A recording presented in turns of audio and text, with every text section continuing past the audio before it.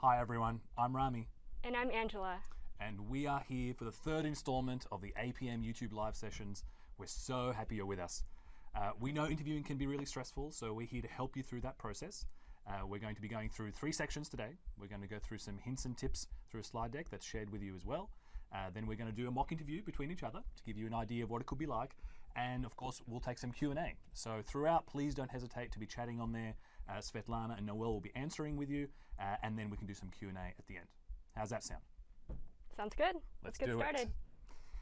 Okay, so the most important thing about the interview is to understand what we're doing there, why we are having the interview in the first place. And really there are 2 main goals. One is to understand how you think, and the other is to understand how you problem solve. So can you problem solve itself? So when we're thinking about your thinking process, what's really important is to make sure that you think out loud. We need to understand how you think, so to make that happen, you need to express it to us. And don't hesitate to write things down on the board or on paper. Just make sure you're expressing it clearly. And then from the problem solving point of view, we're going to go through a whole bunch of options today, but really prepare for in-depth thinking. So whether it's technical or the product or the strategic, really expect to go in-depth on the problem solving side. The interview format itself is kind of roughly into 3 parts. There's going to be a casual warm-up part, why Google, why you, why PM, tell us something about yourself, something really casual. Then there's the meat of the interview, which is really the product and design questions that we're going to cover today. And then there's some closeout questions at the end. If you prepare some great ones, that'll make for a really, really good impression. Now, one side note, your interviewer will be taking and tapping away on their laptop, taking notes. Don't let that distract you. That's a great thing. That's how Google knows how you've performed that interview, and other people can assess and kind of make that decision together. So don't let that distract you. Okay, let's start with some general interview tips. So in the interview, we're trying to get a sense of how you think through problems. So show us your creativity. Show us how you think through product and technical trade-offs, and show us that you make informed decisions. How you get to your answer is just as important as what your answer is. This next one is really important for the interviewers. Try to structure your answer in a way that makes it easy for us to follow along. You can do this by providing an outline of something you're going to say, or summarizing an answer that you've given. Anything that helps us take notes and get down the key points. And finally, the best interviews are like conversations, so feel free to ask questions, and hopefully it's a chance for you to learn a little bit more about us too. Here are a few things to remember during your interview. The first is we talked about communicating clearly. Be concise, show us an outline or a summary of what you're talking about, and clarify your points. The second is don't worry about getting the right answer, because there usually isn't one. And finally, if your interviewer starts to push back on something that you've said, don't worry about it. It's all part of the discussion. They're probably just looking for you to clarify a point you've made, or give some more detail, or maybe even think about some alternative solutions. If you're looking to prepare for the interview, here are a few things to know. Try to understand Google's place in the market. Know a little bit about who our competitors are and what are our primary business models. Think about these things for a few Google products in depth. You can pick a few that you like, search, maps, whatever your favorite ones are, and try to understand these. It's also good to know about some industry trends, machine learning, cloud, VR, and so on. Sometimes your interviewer will ask you to describe how you would implement something that you've described.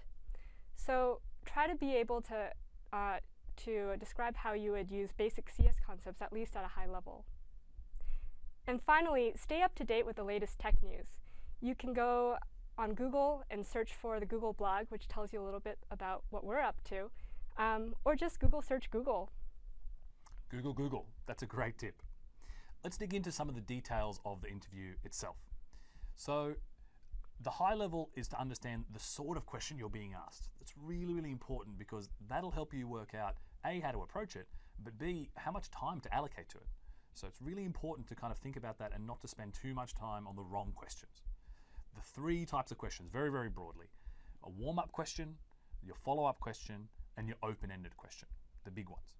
So the warm-up questions are your classic, tell me about your favorite app, or tell me about yourself, something really just to get the ball rolling.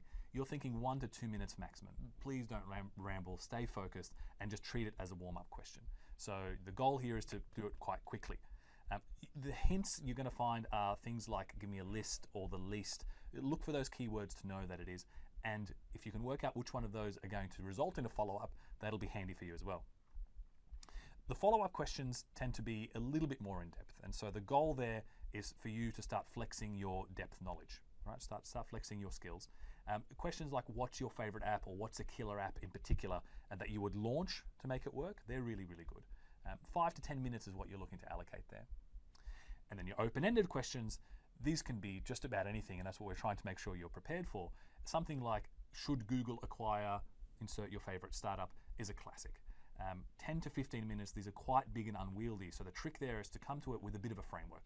Try to structure your process, kind of state your assumptions, write your outline, go through it, the thought process in detail, be creative, propose some solutions, and then measure it at the end.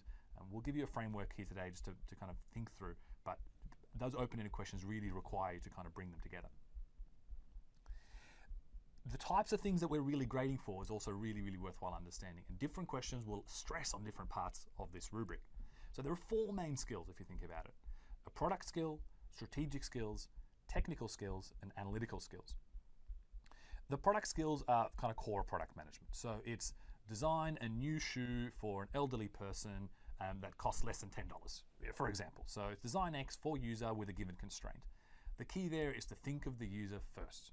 Really start with the user.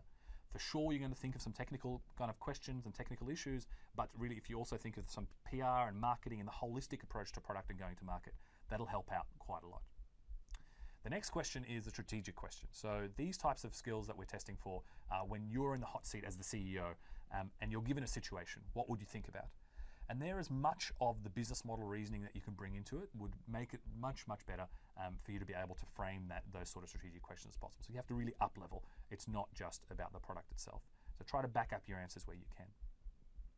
Then there are the analytical skills. This is the classic how many golf balls fit into 747 type questions. So it's all about breaking something large into something, the smaller containable parts. Bottom-up, top-down approaches to answering these questions, some estimation elements, justify them, try multiple angles to kind of correlate or triangulate your final answer. These are the sorts of things that you want to do in analytical type questions. And finally, the technical questions themselves. So implement your solution. Go ahead, tell us what you do from a design perspective, from an engineering perspective. Think about different data structures or algorithms that you might use. Don't try to use band-aids, dig in. You're only talking about it. You don't have to implement it right there and then, so go for it. Tell us exactly what you do with your ML model. And don't worry, this is not about coding. The intent is not for you to code something in this interview. It's really, really important. The other part of what we're looking for are kind of 3 areas that span across all the questions that you'll get, your entire interview. So expect that to be a constant kind of thing that we're looking for throughout. And these are your communication skills, your creativity, and culture. They're 3 really, really, really important things. The kind of area in communications, how well you articulate, how you describe yourself, how you connect with your interviewer, kind of is assessed across the board. But you may also get some specific questions like describe, the iPhone to my 5-year-old nephew. Things that try to kind of get you to work out how to communicate in a new way. So if you can use metaphors, if you can kind of help me take notes in that process, whatever you can do to make that easy and kind of express your communications, terrific. Creativity is a big one. So this is Google, and we pride ourselves on thinking outside the box and thinking 10x, and we're looking for people who love and cherish doing that. The interview is a wonderful place to flex your creative muscle. Please don't hesitate to take those risks. Just go for it, especially in the open-ended questions or the product questions. You don't have to implement it, remember. You don't have to pay for it, just go for it. See what you can come up with. I think it's a really, really good idea in interviews. And then finally, the question around culture. We're really seeing how googly you can be and how googly you are. Are you curious about certain things? Are you inquisitive? Are you interested in technology? Are you great to get along with? Can we actually work with you? These are the sorts of things that we're looking for across the board throughout the interview. So don't hesitate to be yourself. Now, going back to those open-ended questions, remember I said it's worthwhile finding a way to kind of get a hold of them so you can work through it. Here's a framework that you can use. You don't have to use exactly the same one, but something like this that talks about an end-to-end process so you can start putting structure around those open-ended stories. This framework is basically around clarifying the problem. So ask about those assumptions, state them, kind of make sure what areas need to be stress tested. Then define your approach, the kind of user-first approach. What would you do in the real world? Kind of work through it step by step. Then you can go into the solutions, and you should absolutely propose a solution and describe it in detail and defend it and list its flaws. And when you do that, then propose alternative solutions. That shows that you're objective, that you're really focused on the product, and you can be self-aware and kind of self-critical. That's so important. Even if your first solution was perfect, it doesn't matter. The fact that you've stepped back, you've had a look at alternatives, and you've come back to the same conclusion, that's great. Then there's implementation of the solution phase, and there's a bunch of things there. Don't forget, it's not just about the product, not just the engineering part, but also about how you take it to market, what the business model is, all the other implications of running a product. So consider it end to end. And finally, there's this measurement question. How do you know you've succeeded? What are those metrics you're going to put in place? What's the team going to aim for from the beginning of the cycle right till the end to know that this product has worked? So have a think about that, be very explicit about it, and that'll help you actually design when you're going through it up front. Okay. Okay, great. Thanks for going through the background, Rami. Sure. So we're going to move into the mock interview part of this session. I will be the interviewer, and Rami will be the candidate. Ready? So ready. Okay. Here's your question, Rami. Got it. I want you to pick a product that you're very familiar with and list 3 things that you like about the product design and 3 things that you don't like about the product design. Okay. So let me pause there. So first thing I'm thinking about is what sort of question is this? Remember the types of questions? And I'm thinking this is a warm-up. It had things to do with lists, and it had favorites and least. So I'm thinking 1 to 2 minutes. This is just to get going. Okay. I'm going to choose the Pebble Watch. Okay. It's an e-ink smartwatch that was launched on Kickstarter quite a while ago. And the 3 things I like, let's start with the 3 things I like. I like that it tells the time really well. It's got some big digits. It's a watch. It's meant to tell the time well, so that's great. I love that its battery life is 10 days, which is awesome because it means I have to think about it too much. And I love that it has a developer ecosystem. It actually has apps that I can put on there, and kind of its functionality changes over time, which I think is really cool. Great. So the 3 things I don't like. One is that app ecosystem's unfortunately getting shut down because Fitbit is buying them, so that's a bit of a bummer. Buying the apps themselves can be a little bit clunky. The payment process is a bit much. That can be improved. And then just physically, I think it's a nice watch, but it's a bit bulky. It's bulky on my wrist, and it was definitely bulky on my wife's wrist when I tried to buy one for her. So I would love it to be smaller. Great. Thanks for that response, Rami. Okay, let's break down Rami's answer a little bit. First of all, he did a great job with a well-structured and brief response. He described the product in 1 sentence, and then he was able to very articulately describe 3 things that he liked about the product and 3 things that he didn't like, which is great for a product that he uses frequently. It tells me that he's able to think about both sides of a situation, and that's a really important skill for a product manager. Even better, he was able to talk about some of the strategic challenges that the Pebble Watch faces, such as the closing down of the developer app ecosystem. And so I appreciated that this showed he was able to think about the big picture as well. So great job. Thank you. Here's your next question. Okay. I want you to imagine that you are a product manager on a similar company, and your company has done some research to show that parents are interested in a smartwatch for their children. Tell me how you designed that product. Got it. Okay, let's go back to remembering the type of questions we're thinking about. So this sounds suspiciously like a follow-up question, but it also has quite a bit of an open-ended element to it. I'm just going to design a whole new watch for this company. So I'm thinking this is a good 10, 15 minute. I could sink into it. The sort of things it's testing, definitely my product. We're going to design something, clearly some strategy because we're in this context of a company, and creativity. I mean, there's so much creativity to be had here. So I want to take some risks and kind of flex and just show that I can think a little bit outside the box. All right, so I'm going to think through this process with a bit of a structure. So I'm going to clarify the problem first a little with you, and then kind of define my approach to it. Going to use the first approach. Then I'll propose a solution, hopefully find some alternatives in there and kind of explore that a little bit. Then we'll implement it and kind of talk about the actual design and maybe some of the measures of success, something like that. Great, sounds good. Sounds reasonable? Yep. Okay. So the first thing is the user. Let's think about the user. Okay. Is it okay if I assume the child is 5 to 10 years old? Sure, sounds good. Okay, that helps. And then just to kind of simplify a little bit, can we get rid of the cost constraint for now? Great. So let's take a pause here. Rami's done a great job setting up the problem so far. He gave me an outline, which is going to be make it easy for me to follow along. And now he's starting to identify some assumptions that he can make to narrow down a broad problem and make it more manageable for him. So this is a great start. Go ahead, you can cut out the cost constraint. Awesome.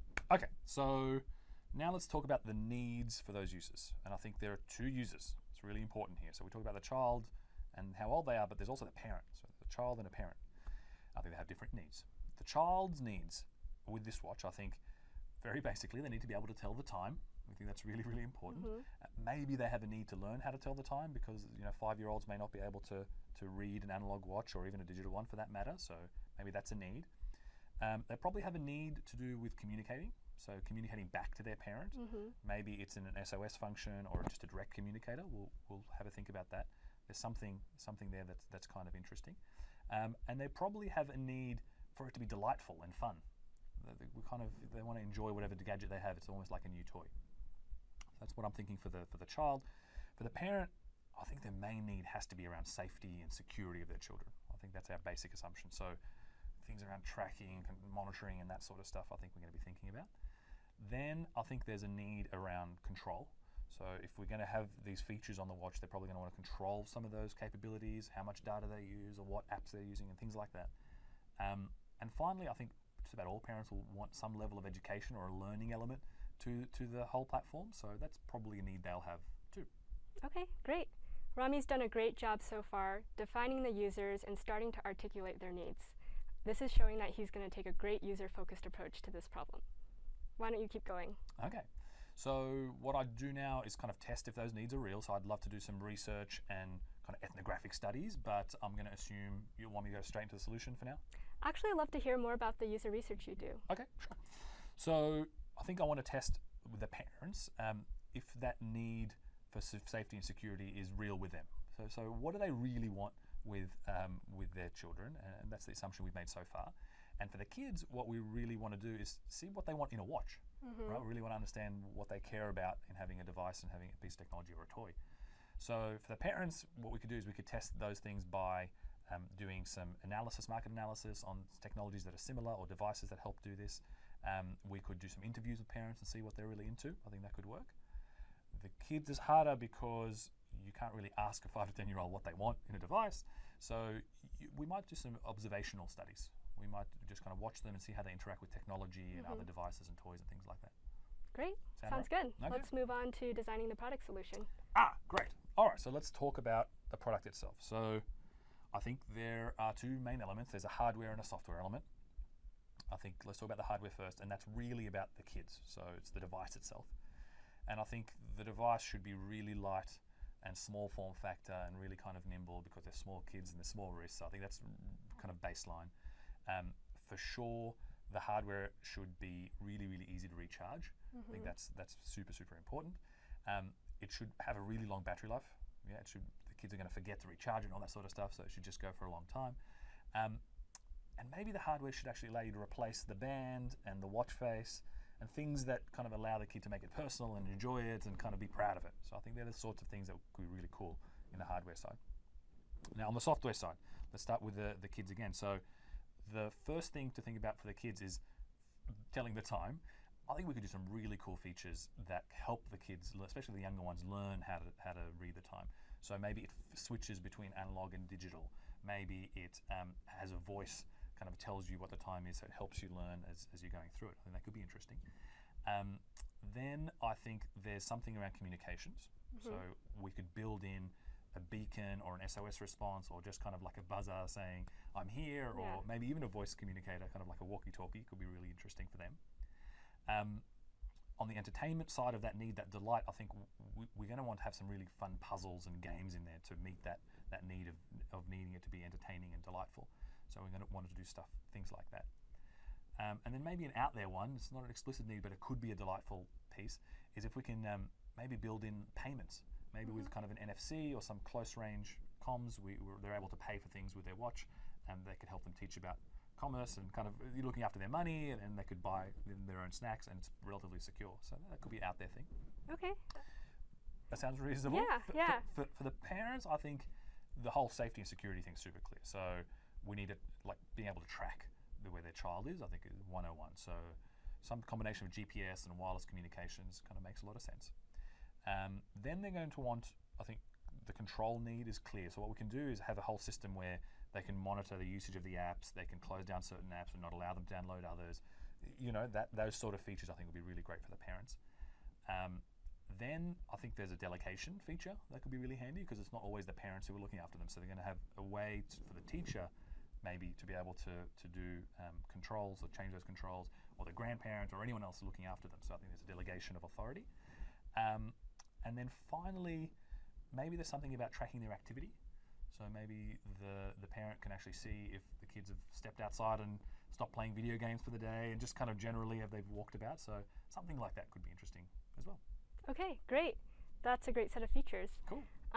So tell me a little bit about what you think would make your product a differentiator from the other smartwatches out there. Oh, okay. So I think for the parents, it's clear about safety and security, and I think there's a bunch of devices that could do that sort of thing. But for the kids, I think the key differentiator for this whole thing is going to be that the kids really want this watch. So the features for them are really, really for them, because if the kids want it, then the parents will be able to get it for them, and ultimately they're the purchaser. So. Okay, sounds good. Okay. How would you tell if your product is successful?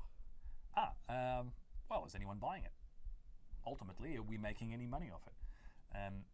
Maybe if we had repurchases, or when we upgraded the product, those people came and bought it again, that could be a good indicator. And then we could actually look at the numbers. We could just look at the logs and see if people are engaging with it. Are they using the apps? Are they online, kind of downloading more? How engaged are they with the product to see if it's actually working as intended? So they're kind of early indicators. Great. Yeah, those are some great post-launch metrics. What about, how would you know if your product is even ready to go to market? Okay, so that's a little bit trickier, especially because we're dealing with kids. So ideally what we do is do a beta test. So we'd want to pilot it. In this case, maybe we could do something like go to Scouts and a cohort that kind of resembles them, and that way they can test it out in different use cases and kind of be quite robust, and we can actually talk to them about it as well. So I'd like to do a little pilot, I think. Okay, great. Awesome. Great job, Rami. So let's talk a little bit about Rami's response. Overall, he did a fantastic job. He started off giving me an outline of what he'd talk about. Then he clarified some assumptions right off the bat, which made it easy for us to both focus in on one particular aspect of the problem. He also came up with some really great users and use cases and used these throughout his entire solution, showing me that he's very user-focused when he comes to his product thinking. I also appreciated the set of features that you came up with. It was a great set of features. It showed his creativity. He tried a bunch of different things, and that was great to see. There are a few things he could have done better as well. Of course there is. So the first thing I noticed was that Rami really focused in on one use case right away, safety and parental controls, and then he went down that path. I would have liked to see him maybe take a step back and pursue some other options, some other alternative solutions early on. The second thing was, despite the set of very creative features that you came up with, I think we could have even pushed a little bit more. We identified early on that we were going to remove the cost constraint, so I think we could have even gone further with the creativity there. And finally, I think what you could have done as well is maybe step back and prioritize the list of features you came up with. There was a great set of features, but you could have talked a little bit more about how you would have decided which features are relevant for the V1 of this product, or maybe which features are easier or harder to implement. But overall, great job. Thanks so much. We hope you found that useful. It's a very typical scenario that we find ourselves. Both Andrew and I are product managers at Google. We've been here for over 3 years now each. And those areas where I could have improved, I think we see all the time. And some of the approaches to breaking down those questions, we highly recommend you kind of watching this again and having a think through how you would approach it for different questions. Practice as much as you can. So that's great. Okay, now we're going to shift over to some Q&A. If you have any questions, please jump on in and ask those right now. And we'll just jump over and see what's online. Okay, shall we start with the first one? Nana's asking, would it be better to pause to articulate a structured answer or to always think out loud? What a great question. Yeah. What do you think, Angela? So it's always fine to take a pause. We're not asking you to always be speaking out loud, but we do want to be able to follow your thought structure. So you take a quick pause and then start outlining at least the approach that you're going to take. And that allows us to then follow along. As you're taking each step in your approach, you can kind of take another pause, think out loud, and just kind of keep us up to date with where you're going with this. Yeah, it's a really, really good question. I think that's well answered. Nothing to add there. Next one from Nick. So For the how you think questions, so understanding how you think, are you looking for more methodological thinking or creative lateral thinking? Which do they believe is more important to being an APM? Oh, wow. Well, it's all important. That's the bottom line. So what we're looking for is how you think across the board, and depending on the question is depending on whether we're really looking to see you creatively flex or we're looking for methodological. So for instance, design a product kind of open-ended, we'd love to see you get really creative and have fun with it. It might not be that obvious as a smartwatch. It may well be, how could you design a space elevator to the moon, right? It could be that lateral, so creativity is going to be really key there. Whereas if it's something like an analytical question, that it requires you to estimate or block something down, then a methodology is going to be really, really key. We're really looking for both, and it's a bit of personal style depending on where you lean, which side you kind of weigh more or less, but as a product manager and as an APM and Google, both things are really important. Sorry, there's no easy answer. Jenny? Okay, so Jenny is wondering, how in depth do you expect an APM's technical skills to be? So this is a great question. As product managers at Google, we're working super closely with engineers on our team. And so the most important thing is that you're able to communicate clearly with your engineers about technical concepts. That doesn't mean you have to be an expert at everything, but it does mean that you have to kind of understand the language, be able to think logically and analytically. And so that's kind of what we're looking for in the interview too. We want to see that you approach problems from an analytical and logical perspective. If we ask you to break something down, try to think about what estimates might make sense and how you would take a large problem and start to narrow it down. But we're not going to ask you advanced algorithmic skills or for detailed implementations of anything. Yeah, I think that's nice. I think that's right. I think Katrina and Calvin actually ask a follow-up. So can you share an example of a technical question? I think really to prepare for technical questions, you should have a look and review some of the basic kind of algorithms, computer science fundamentals. A large part of your credibility as a PM is rooted in your technical kind of competence and being able to communicate with engineers. Not asking you to code, but being able to talk the same language is important. So example questions are, write an algorithm to detect or alert meeting conflicts is interesting. Not the code, but just kind of roughly how could the algorithm think, maybe in pseudocode or just symbols, or a flowchart I think is fine. Or how is a set different to an array, something like that. I once got asked how to design an elevator, more elevators, how to design an elevator algorithm to kind of make sure people had to wait the least and it was the fastest, most optimal in n number of floors. So those sorts of things are worthwhile brushing up on. Okay. We have CC. How does APM different from regular PM roles? Oh, fantastic. Great question. It's way better. It's way better, yeah. I started out as an APM. With the APM role, you get this huge network of other APMs across the company, about 45 who start the same year as you, and then hundreds of others who are there already. And so you get a sense of what's going on in every corner of the company, which is just awesome. But beyond that, it's really the same thing as a regular PM role. When you get started, you're assigned as the product manager for a team, and you kind of just go in the deep end and get started and try to understand how you can best help out the team and define the product for that team. Yeah. So it's really the same thing. Yeah. The APM is the graduate position for a PM. So it's a 2-year rotation program before you then graduate to become just PM in your title, and then senior PM and CEO eventually. So good luck to you. Okay, so I think we're almost out of time. So the last thing we'll cover, there's a question on there. What is your best piece of advice for interview prep? Brilliant. Angela. My best piece of advice, practice with a friend. There's no replacement for verbalizing your ideas and actually trying this in real life. You can write everything down, you can think about it in your head, but just practice with a friend and do it live. That's going to help you a lot. I think that's absolutely true. Maybe mine is just keep watching this stream again and again and again, watch it multiple times. As much preparation, there's a lot out there. There are books. For sure, practice as much as possible. Practice will always make perfect, but there are a lot of resources. Lean on your recruiter and ask them those questions for sure. Okay. Great. So that was our last question. If you have any further questions, please feel free to reach out to your recruiter. And thanks for watching, and good luck. Good luck.